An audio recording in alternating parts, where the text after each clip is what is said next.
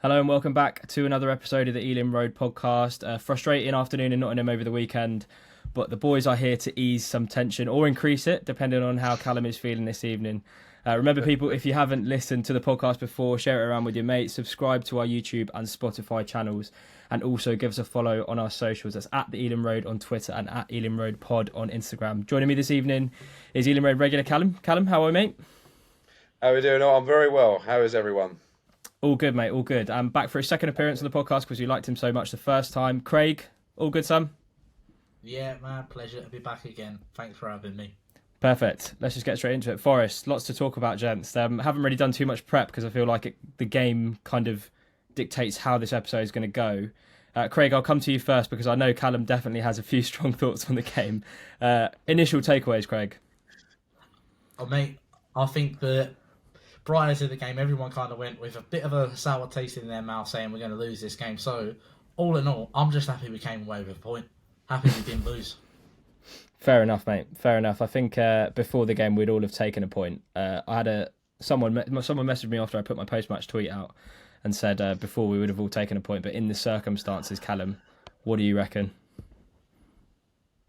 Well, I mean, it was disappointing to be honest with you, and I was right in front of Norgard where he held his hand up at the end of the game and apologised to the fans, and which he came out and said on Sky after and said, "We expect more." We had 40 minutes where we had the extra man, and I think we had the players on the pitch to go and obviously go and win that game, but we just simply couldn't get over the line. I mean, we had the chances, but we just simply couldn't get the ball in the back of the net. It was one of those days, unfortunately. But I do agree with Norgard. When you got that opportunity, and you could feel the tension in the ground. To be honest with you, they went quiet when it all happened in that split minute where obviously it went down to 10 men. We then scored after a long VAR check as well, and the tension was there. They knew they had to really go and pick up a point at least against us. So come away disappointed. I feel that we had the opportunities. Many of them. Morpay had a couple. Keepe had one cleared off the line. There's a couple of chances we got behind as well. And Bramo had a few opportunities where, Morgan was White took the ball off him when he was going in on goal. So we had the opportunities, but we just simply could not get the ball in the back of the net. But of course, as you talk upon, the game should have had a lot of other things happen in it. I don't know if you want to talk about it now or not, or are we leaving it till later? We'll leave But it I've till been later. raring to go with this, to be honest with you. So we'll leave it till later. But yeah, Well, disappointed. I wanted to get past the But match better. action. But Yeah, better. I will say, better. Mike, listen, we were better. Wissa had a great opportunity in the first half, missed it. I thought defensively we looked solid. Um, Ayer, I think, had a fantastic game. I think he marked, Callum Hudson-Odoi. He's got a fantastic goal a couple of weeks before, and I was seriously worried with him as a player who threatens a lot with his pace, how direct he is. I thought he was going to cause us a few problems, but he was quiet. He hardly did anything. He had a few little mazy runs. Ayer completely kept him out of the game. So it's good to see him come back and do something. And hopefully, I think he could now kick on in that right back position. I hope now with a few injuries, and we've talked about it last week how frustrating it has been that he hasn't kicked on after his injury.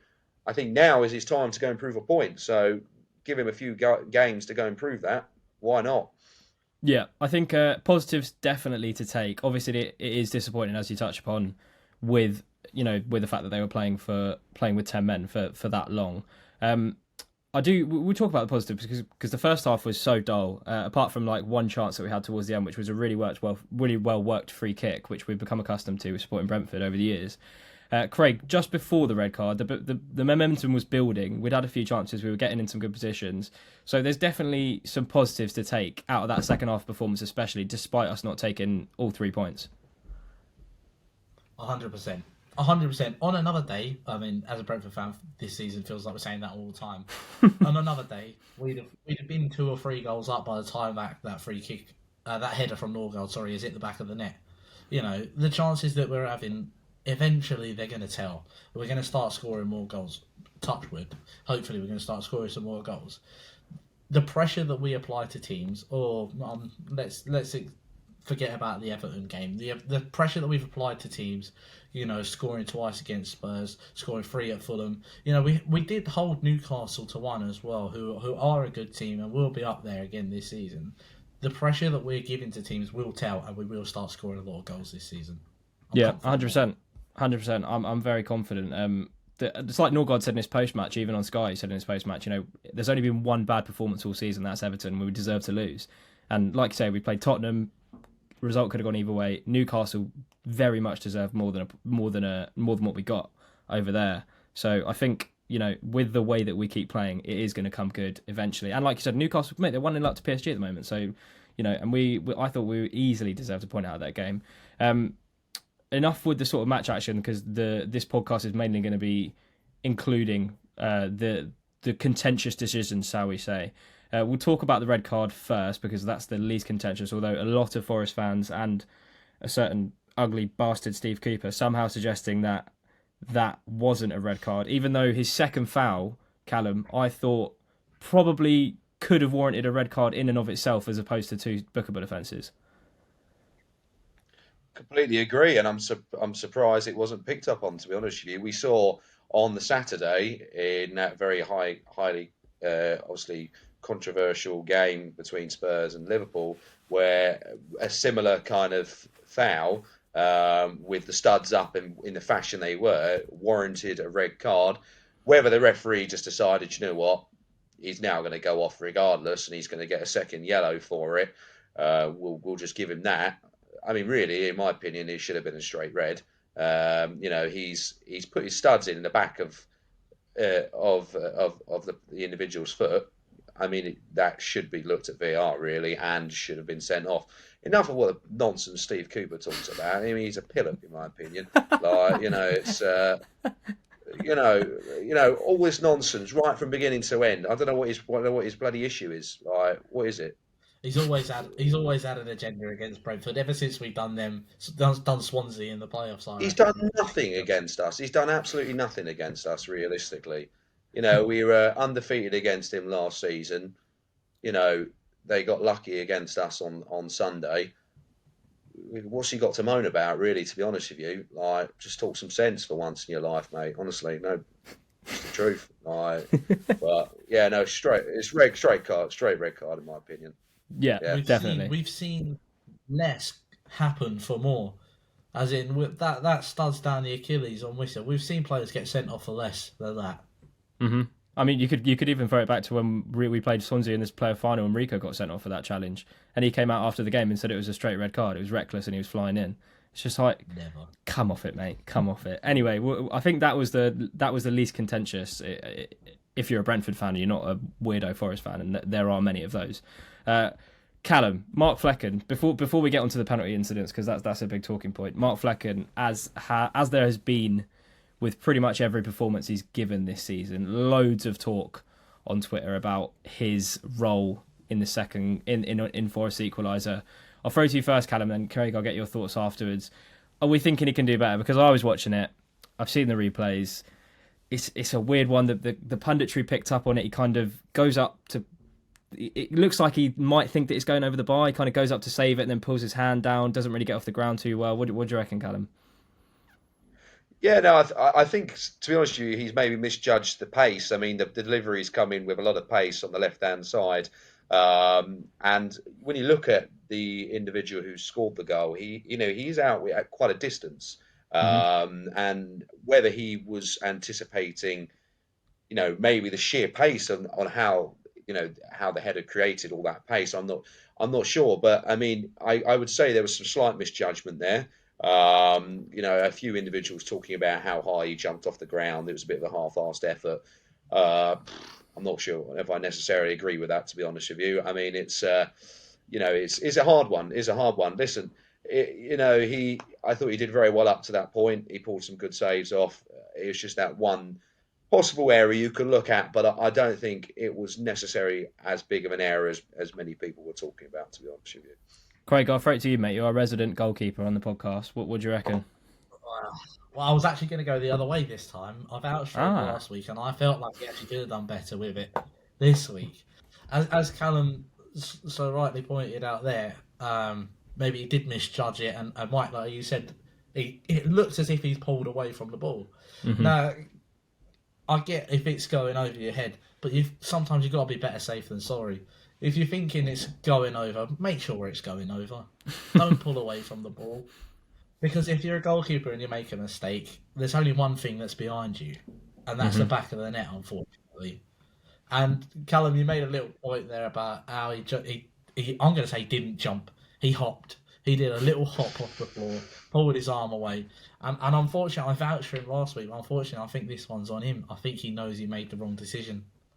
Right, and the way this is going, right. So I'm just trying to. So there's a blunder against Palace. Are we giving some of the blame to him for the goal against Palace when there's kind of mix up between him and Collins? Some of it deserves to go towards him. 50-50. We had this talk the other week. I said, no, nonsense, not 50-50. I'm saying it's in my opinion that was the worst error out the lot. Right. I mean, it was a half-assed effort in my opinion to get that ball, and the fashion they scored that goal. Yeah, no, not 50-50. Flecken's fault on that one. I'm still behind him. And I think that time will show that he is the goalkeeper that we think he is, and the reason that we spent the money on him. He will win us points through the rest of the season. He might have another mistake or two in him. Every goalkeeper has that, you know. We've seen goalkeepers at every level, and I'm telling you now, and every Brentford fan would agree. I hope I would rather Flecken than Onana. Yeah. Yeah, at the moment, definitely. I mean, you know, there was a bit of talk after Balcom signed his new contract this week for some weird reason, because the bloke's been at Brentford for what seems like since I started supporting Brentford when I was a kid. It seems like he's been at the club for ages. Signed a new 4-year deal this week. There was talk around, you know, if his performances don't pick up and he keeps being at fault for some of the goals that we keep talking about on the podcast every week, the people are saying we should put Balcom in the sticks. What do you reckon, Craig? Not against Manchester United. I'm sorry. I agree that he deserves a chance. He's shown it when he's been out on his loan spells. Unfortunately, he got struck with a couple of injuries, which means his loan spells got a bit stunted and he came back to Brentford early. He's a good enough goalkeeper. He's Brentford through and through, according to the socials. Give him a chance, but don't go and throw him in at Old Trafford. Sorry, that's not the right decision to do. Yeah, totally agree. Again, some of the Flecken head loss after games it just makes me laugh at this point. I see it every single week. To be fair, I mean he does keep having these situations where we do talk about him on the podcast every week, but some of the headlines, some of the head loss on Twitter after every game, it does amuse me. Let's talk about the controversy. 2 penalty incidents in the game. One in the first half, a handball, which I think was a pen. One in the second half on Wissa, which I think is one of the most stonewall penalties I've seen this season. Callum, I know you've got strong thoughts on this, mate, so I'll let you fire away. Nice one. How long have you got, boys, for starters? So it's no, right. Listen, I think the first one, I think it's one of those where I think it's going to be very hard to give. I would disagree on that one. I think for me, I don't think that, just with how sheer close the individual was to the ball, I don't think you can give a penalty for that, and I can understand why they haven't given the penalty for the first one. So I'm going to keep that basic and say we're going to move on from that one. The second one, now I don't know honestly what is going on. Now we look at it. We look after the first week of the season, where you look back right to the start, boys, at the Manchester United versus Wolves game. Now, a very highly controversial game there, where they had to come out of the PGMOL and say, listen, that should have been a penalty. Simple as that. Should have been a penalty. They talked about it on Sky Sports again. Should have been a penalty. Mike Dean talked about it. Should have been a penalty.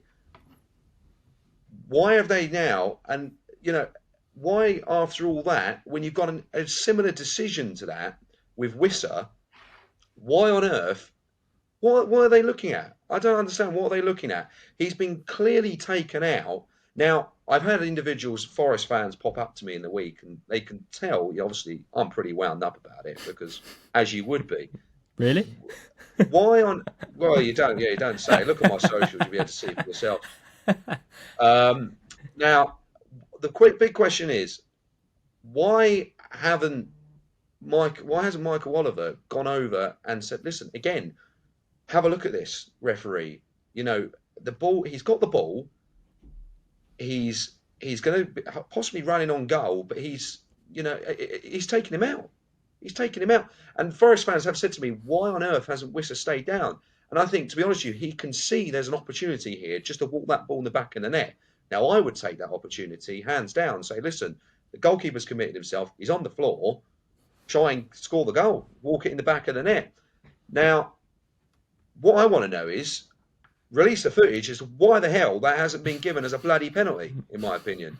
If I'm not mistaken, they didn't even look at it. No. Well, Don Goodman on commentary said this is something they should look at. Now, again, it's something very similar to Saturday where they didn't spend very long if they did look at it and say, okay, he's clearly taking him out here on his follow through. Anywhere else on the pitch, that is a foul. As simple as that. Now, what is the reason as to why they haven't given that? Is it because he's not in control of the ball? I don't know. This is the thing. They don't give us explanations as to why this wasn't given. And they have Dermot Gallagher on Sky Sports on Monday. What's the bloody point of him being on there? Because he's asked a simple question as to why it wasn't given, and he's not even answered the question. Honestly, mate, get me on there instead. I'll tell you why I should be given. I've got my FA badges. I'll tell you. It's a blatant penalty, and it's not being given. And do you know what? Honestly, you've got all this controversy with all these referees being flown over to the UAE and doing all this stuff over there at the moment. It's a conflict of interest. Honestly, it's a complete conflict of interest.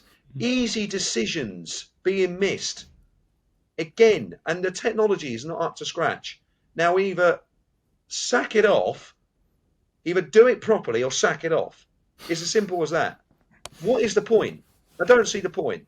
Get a referee on here right now, honestly, and tell me what is the point. Do you know what? Anyway, do you know what? I'm gonna try and get a guest on for the international break, and that's actually not a bad shout if I manage to track down a referee. And the thing is, I did my if anyone follows me on Twitter, I did my university dissertation on referee abuse. So I've spoken to a few referees, and I'm less inclined to have a go at referees since doing that podcast, because I know, and especially in the professional game, referee abuse has bad effects, trickle-down effects to the grassroots game. So I'm against it in terms of that. But when there are these blunders every week, and we're going to get onto some more wider VAR chat in a minute, when there are these blunders every week, and there has been this season, there's been two this week, the one against the Liverpool-Tottenham game, and the one in our game. But there is something to talk about every week with VAR at the moment. And it's not like contentious decisions, like you just said, Callum. That it only takes one replay with the right angle to say that foul on Wissa is a stonewall penalty. He gets the ball first, and the keeper clears him out straight afterwards. It's getting very, very strange. And I sympathised with Thomas Frank after the game in his post match, saying, we've had the penalty against Bournemouth, Tottenham not given when Vicario takes out Sharda after the ball goes over his head, and they say that it's an inevitable collision. That then happens against Newcastle, it gets given against us. Then there's this. There's no consistency, Craig. Do you want to weigh in on this conversation? I know Callum's quite not very succinctly, but he's. There could be some more, to be honest with you. But I'll let Craig finish off. But I mean, look, it's unless you want me to say now. I mean, listen. I'll say one more thing, and then Craig, you can say whatever you want to say. Mike, feel free to cut this out if you want to. Listen, I spoke to a referee in the week, and I said to him, look, what is your honest opinion on it? And he said, the problem is you've got so many referees with so many different points of view. One would give that as a penalty and one wouldn't.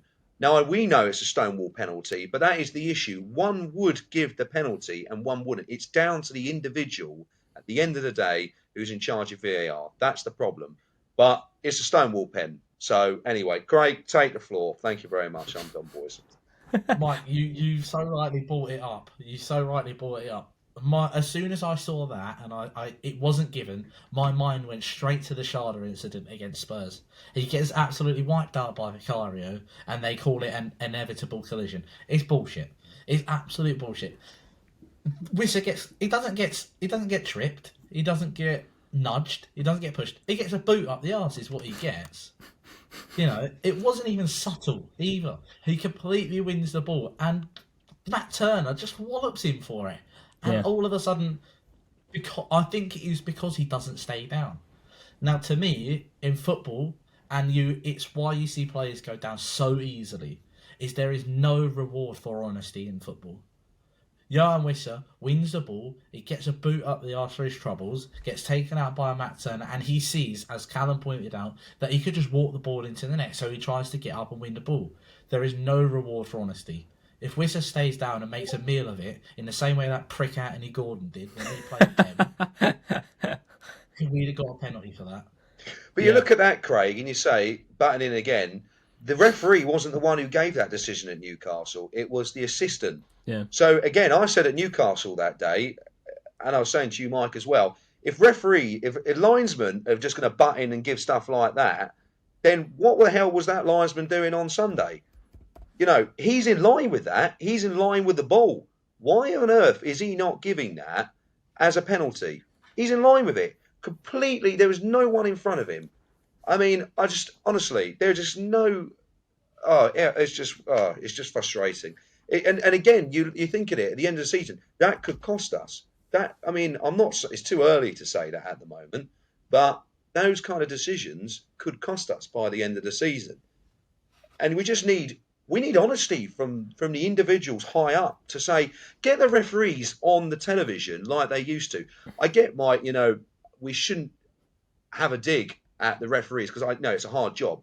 That is why half the time I can't be asked to do refereeing nowadays because I know how hard it is to do it. But if you've got a VAR there who's looking at it, get the VAR in front of the cameras. Explain why to the cameras, or explain in some kind of interview process or something after the game exactly why that decision hasn't been given. As simple as that. But of course, they won't do that because they don't want any controversy. You know, that's the issue. That's the issue. What's the trouble with us doing it in the same way it's done in rugby? Yeah. It's completely transparent in rugby. The Rugby World Cup's going on at the moment, and we're seeing yellow cards and tries being ruled out or yellow cards given. But the TMO is completely transparent from start to finish. From incident to the outcome, we know exactly what is happening the whole way through. Why can't football be like that? There is no reason football can't be like that at all. And the thing is, the reason I don't think they're coming out and they're giving reasons as to why. I mean, they have for the Liverpool incident on the weekend, but the only reason that I can think of is why they're not coming out is just because there's no why as to why Wissa's penalty wasn't given, apart from the fact that they've missed it. That's the only explanation. Like, that is a penalty, and referees will tell you, you know, a lot of the time when people speak about football, they don't understand. They think they know football, but they don't understand the rules. You need to be a referee and go through the training to really understand the rules of football, when it's a foul, when it's not a foul. But you look at that foul on Wissa, you've got Dermot Gallagher on Sky Sports saying it's a foul, ex-professional referee, but then you ask him why, and he just gives fuck all. And it's just like, it's because they don't want people to know that they're missing it, and it's every single week. So we're at a point now where the standard of officiating in this country is pretty bad. And you can tell because there was only a couple of English referees that went to the World Cup in Qatar. And it comes back to the point that there's not enough grassroots referees coming through. There hasn't been changes to the Premier League rota, and there hasn't been enough changes to the Premier League rota in such a long time because of the lack of uptake of referees. So it's all kind of full circle. And then we get to the point now when we're spending 10 minutes talking about bloody referee decisions on a podcast when we should be talking about us beating Forest 2-1. Go on, Callum. It's true. The problem is, Mike, you talk about the referees and everything like that. Now, I'll tell you from a point of view, I haven't done many games, but the lack of assistance from your local FA group, support, that is why we're not getting many referees come through. And you look at it and, you know, you have to pay to go and do... I had to pay like 200 quid to go and do this referee course, to go and earn 20 quid just to go and do a match. And it's so hard to build yourself up. They're making it so difficult now to go and build yourself up. People are looking at it and saying, what's the point? And when there's something that happens, like you see on social media nowadays, where referees are being chased out of a car park or something like that, there is no support whatsoever from the referees union or the local FA that you're in, they just can't be bothered. And that is probably one of the reasons why we are struggling with uptake at the moment, with simply having enough referees or even good enough quality referees to come through and then work their way up. It's as simple as that. I mean, they make a very good point they were talking about it on Monday. If referees are going off to the UAE and doing this kind of stuff, and making errors like this over the weekend as they have, why don't we bring the best referees over and spend some money bringing them over here from abroad? Like, let's do that. Let's change things up a bit. If that's what our referees want to do, go on, crack on. If you're not 100% committed to the Premier League and not going to give it all and going to consistently make mistakes, spend some money, bring in the best quality referees from abroad, and let's make this fair. Let's make this the best, as they say, the best league in the world, as it should be. Not talking, as you say, about all these errors every single week. It's ridiculous. It's ridiculous. No, I agree. I think we'll hold that talk for now. We in the hot topic segment, we are going to talk a little bit about the audio footage that was released, because I think that's what everyone's talking about. Just to go back to Brentford for a second, Craig, there were some positives. We've touched on it already. Aya had a really good game at right back, I thought. Callum, you kind of said that earlier. Ola Kigbe looked promising when he came on. I want to talk a little bit about Morpay's performance. He had a couple of half chances, I would say, a couple of good blocks from the Forest players when they were really back to the wall. What did you think when he came on? Because I thought he had some good touches here and there. And as a follow-up, I thought that Mbumo's looked really leggy in the last two games, especially against Forest. I thought I didn't really see him beat a man in that whole game. He looks really tired, in my opinion. Could do with the rest. So as a follow-up, would you consider maybe starting Morpay on Saturday against United? I'll address the follow-up first. Yes, I would start Morpay against United, because I think it shows that when he got chucked in against Forest and when he got chucked in against Newcastle, he couldn't really make much of an impact on the game. When we went up to Newcastle, I don't think he actually touched the ball, other than to run it up to the other end when they had a free kick.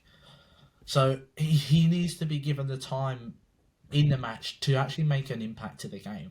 I mean, like you say, he did well when he came on. He had a couple of half chances. You know, Forest defended quite well after they got level, and it was more, let's see this game out rather than go try and win it. They were backs to the wall defending, so it was going to be difficult for any substitute to come in and make an impact to that game. But give him a game, start him at United, give him the 90 minutes, and I think he'll make more of a positive impact than we've seen the last two games he'll come in.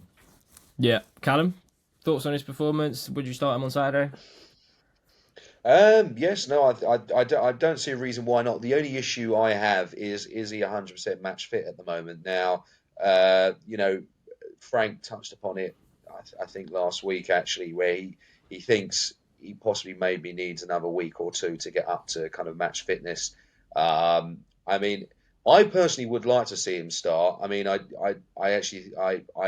agree that Wisser is actually, I know you touched upon Mbeumo, but I also feel that Wisser's a bit leggy at the moment. Like, he's played a lot of back-to-back games, and he's obviously playing as a striker at the moment, obviously with the amount of injuries we have. So he's quite leggy. I feel Morpay would be a good player to start on Saturday, but the question is whether he's match fit or not. He's only been playing 20 minutes here, 30 minutes.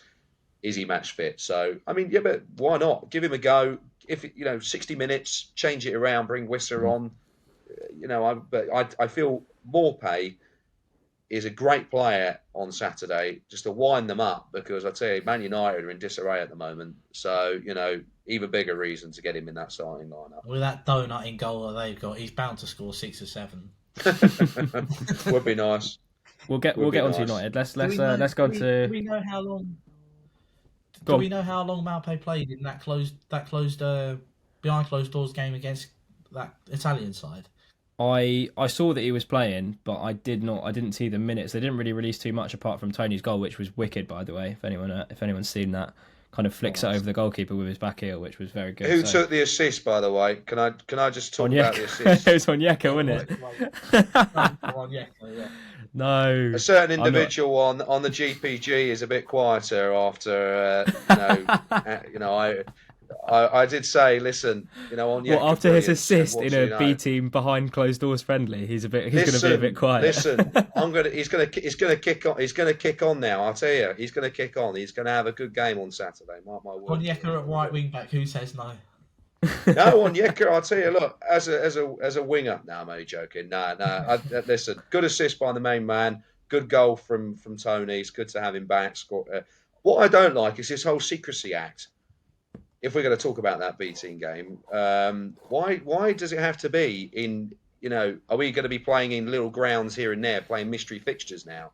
Because Oh, the what is this? FA Because don't of want us to talk about. yeah, because of Tony. Yeah, that's what they said the other day. Yeah, they Yeah. don't want anyone to know about these games. Is it to do with the press? Is it to do with the? Who knows? I mean, I guess it's part ways to do with the press. Obviously, they can be quite. We've seen how intrusive they can be with releasing stories about Tony, so that could be the main reason. But why can't we know about this until after, how he played? Because we didn't, as you touched on, Mike, they didn't really talk about the game very No. much and individuals who played in it. So it always is good to know on that. So yeah. Did you to rub salt in the wounds? Did you see who got the assist for Nottingham Forest's goal? It was Toffolo, who obviously has been charged with all the betting charges. I noticed that and just thought this is very strange. Something weird is going on with the whole Tony case. But anyway, it looks like we might get a very good Ivan Toney back in January, depending on if he stays at the club. But that's a whole other thing. So we'll move on to Hot Topic. Kind of already gone through sort of the referee talk. I did kind of want to include a little bit about the audio footage just so I can get a nice clip for Instagram. Craig, it's not been the best week for the PGMOL. Not only did they get Matt Turner's foul on whistle horribly wrong, but also biggest blunder of the weekend has to be the offside goal, Luis Diaz for Liverpool. I was watching it live. I could see on the screen that it was onside. You didn't even need the lines to be brought out. Everyone kind of knows what happens. But yesterday, the footage was released by PGMOL. And it's just me and Callum were kind of talking about it off camera. It's just a little bit of a circus, isn't it? It's laughable.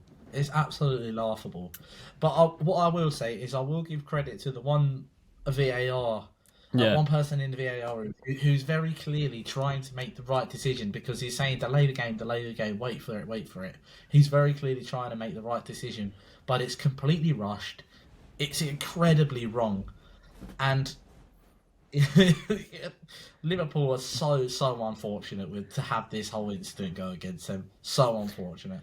What I will say about the incident is, and I was having this conversation earlier with someone, it's like, I know the rules are the rules, and once the game's restarted, you can't bring it back. Like, we have to carry on. But in that moment, and Jurgen Klopp talks about it today, and the fact that it's quite unprecedented that they knew that they'd cocked it up straight away. Because, like in the audio footage, someone is saying, "Hang on, this was given offside. Were you happy with that image?"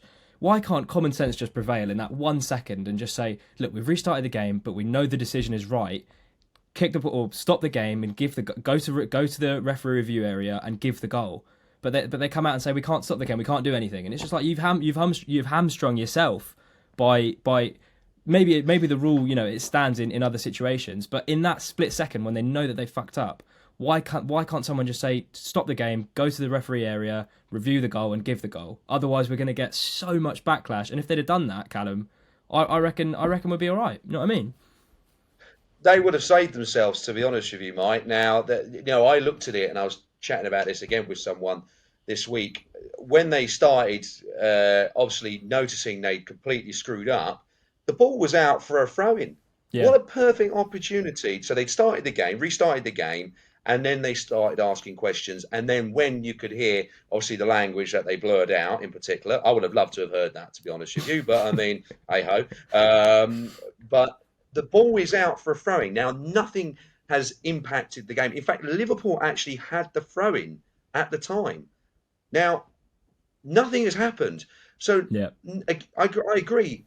Just literally stop the game for a minute and just say, listen, bring the referee over to the side, speak to the fourth official, get everyone together and say, listen, something big's happened here. But I feel, yes, there is stuff in the background, but nothing has massively happened in that game. Fair enough if Tottenham had gone down the other end and scored a goal. Fair enough. That is fair enough. But I must touch upon, actually, when we played Bournemouth, when there was a failure in the technology, and it took, when the goal line technology didn't go off on the watch. Now, it took a good 30 seconds to ping that up from the fourth official who rung in to the referee at the time, Bobby Madley, and said, look, that's a goal. Now, in my opinion, Yeah. we're in a different phase of the game there. What is the difference between that and what has happened there? Perfectly yes, our ball has gone in the goal, yes, but so has that goal as well, which is a goal that has been completely chalked out for no reason whatsoever. So what's the difference? What is the difference? You could have said, okay, our ball's gone in the back of the net, but we're in a different phase of the game, and the technology's failed there. So, it doesn't add up. It doesn't add up. They should have stopped the game. They should have said, listen, we should have given the goal and none of this talk after. It would have been a fair and square goal. And they should have learned from this mistake because, of course, it happened with us last year. Of course, we got the decision that went our way. But, of course, they haven't learned from it. They haven't learned from it, and it's just, it's frustrating. Of course, I don't think it could have happened to a better club, in my opinion. But I mean, it's I feel that, and all this talk about the game being replayed, that isn't going to happen because and for once, Arsenal fans weren't saying that last year when it happened to them, and of course that ultimately did cost them with the league with dropping 2 points against us. So it's frustrating. I get the frustration, but it touches upon again. That referee should, or that Darren England should not have been allowed to officiate that game. It's a conflict of interest with what had happened 48 hours before, being out in the UAE. I mean, it's like a 3-4 hour time difference as well. A 7-hour flight back to the UK, and then straight into Stockley Park, and being involved in such a fixture like that with so much at stake. I mean, I just don't understand. Who is allowing this to happen? I don't understand. I don't understand. I'll tell you what, my biggest concern with VAR is how many people need to be involved to make the correct decision. When we're listening to the audio of it, we've got the two linesmen, we've got the referee himself, we've got the fourth official, we've got VAR's assistant, then we've got the person who does the lines, then we've got another person who does something else. How many people does it have to go through before a correct decision has to be made in regards to VAR? Well, I would like to see trialled out what FIFA do. Actually, it's controversial, but you have 2 or 3 referees who are in the hub, and they're all talking to each other. Yes, that could cause a bit of controversy because one might say yes, one might say no. But that is where the active communication is then. You've got multiple opinions in the room and coming to a conclusive decision on that. I mean, I know you touched upon earlier, Craig, that wasn't coming from the referee. That was coming from the camera individual, I believe, actually. That the one saying, hang on a minute, that was giving us offside. Yeah. So why that's then the 6th or 7th person that this whole decision has gone through. Why does it take 6 people to realise that an incorrect decision has been made here?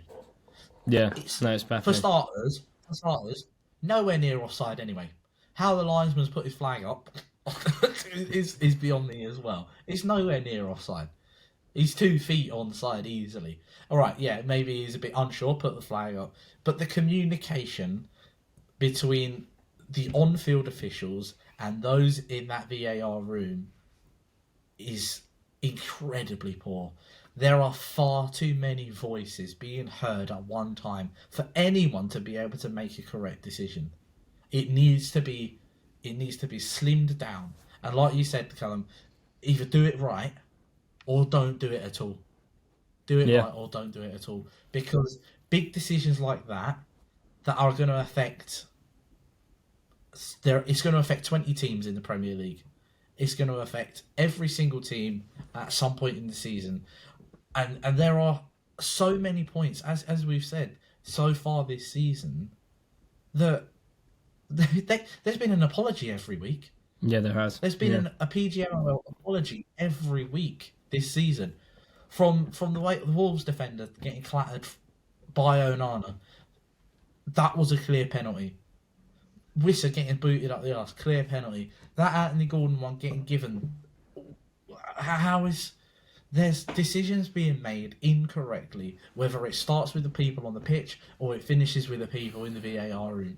At some point, they need to start also stepping up and taking accountability for it, because it is not right.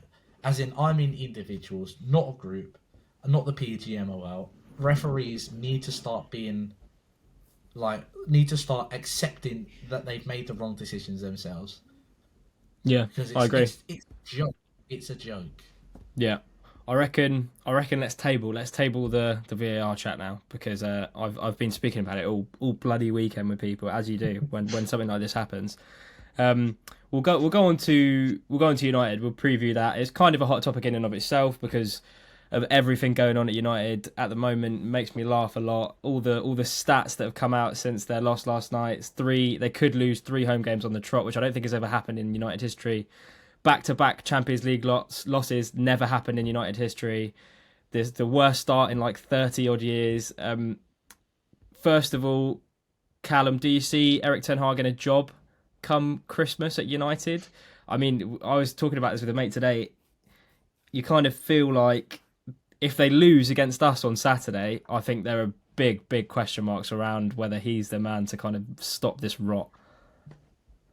I completely agree. I mean, obviously it doesn't help that there is a lot of negativity behind the club at the moment, from the owners, obviously, with what's going on there, and the fans are making themselves very well heard.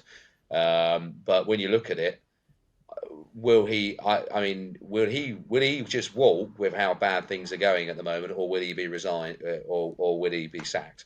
I can't see him being there at Christmas. They've got a big game coming up in the Carabao Cup. Obviously, lose that relatively. That's one of the only chances they've got of winning anything this year. They'll be out of the Champions League in no time at all. It may not even be in Europe, because I don't even think they'll finish third for the Europa League. So I don't think he'll be there past Christmas. Whether he resigns himself or whether he gets sacked, I don't know. But it's then the question of who they bring in. Who really would want to take that job at the moment? Because it's so much negativity around the place. With the protests every week, there's more protests on Saturday from what I understand. Who would want to go there? Because I can't name many who probably would. There's a lot of tension around the place at the moment. And what a perfect time for us to go there and actually do something. Like, I actually think we can. I think we can go there and beat them. Honestly, it's my birthday this weekend as well. So Brentford, go and win. Don't go and lose like you did last year at Newcastle 5-1 on my birthday weekend. I'll be devastated. Please go and win, and send me a birthday wish on Monday as well while you're at it. Thank you very much. Craig, Thank you all. Does it give you as much joy watching Man United lose as it does Chelsea, even though Chelsea did pick up their first win of the season against bloody Fulham in the week? Of course it was going to be them. But yeah, does it give you as much joy? Honestly, Man United don't bother me in the slightest. Oh, really? Not Okay, care fair. less about- I couldn't care less about Man United. Yeah, I mean, Fulham are in such disarray. Even Mikhailo Mudryk scored, so like, all right, Chelsea might have won, but that's funny in itself. You know what I mean? £88 million. It's taken 40 games for him to get his first goal in the Premier League against Fulham. It couldn't write itself any better, could it? It's just perfect. Do you know what, Man United? They've been falling apart for years, really, haven't they? You know, they've had a couple of successful seasons. They've got a bit of silverware in, and even with that silverware, you look at the whole, even the infrastructure of the ground itself is falling apart. So they are quite literally falling to bits. I'm here for it. I'm here for it, but personally, I couldn't care less whether they're a football club or not anymore. All right, we've had Callum say you think we're going to win. I still think that, you know, considering how bad United have been and how we're in a little bit of a rocky patch, I think we're destined to lose this game on Saturday. Sorry to spoil your birthday weekend, Callum, but I have no optimism whatsoever. I'm going. But with how bad United have been, and if they lose against us, it's more records. I just think it's a perfect storm for some reason. Last year we played shite at Man United. The year before we were even worse.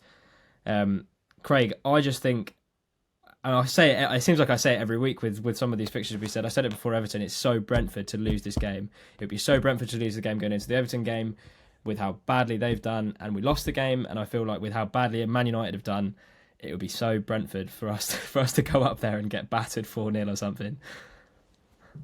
I'd love for us to go there and pile on their misery. And actually, I'm going to go the other way here and say I am quietly confident.